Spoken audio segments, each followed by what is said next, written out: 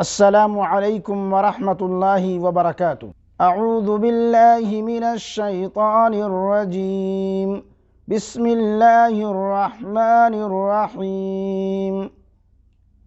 قال اللہ سبحانہ وتعالی: الذین ينفقون فی السراء والضراء والکاظمین الغیظ والعافین عن الناس واللہ یحب المحسنین۔ دینی اور اسلامی بھائیوں، آئیے قرآن کریم سورہ آل عمران آیت نمبر 134 کا ترجمہ سنتے ہیں۔ اس آیت کریمہ کے اندر اللہ سبحانہ تعالی فرماتے ہیں کہ اللہ کے محبوب بندے کون ہیں؟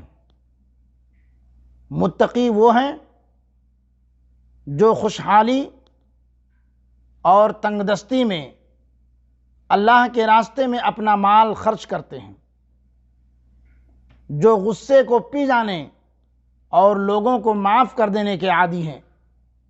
اللہ تعالی ایسے نیک لوگوں سے محبت کرتا ہے، یہ اللہ کے محبوب بندے ہیں۔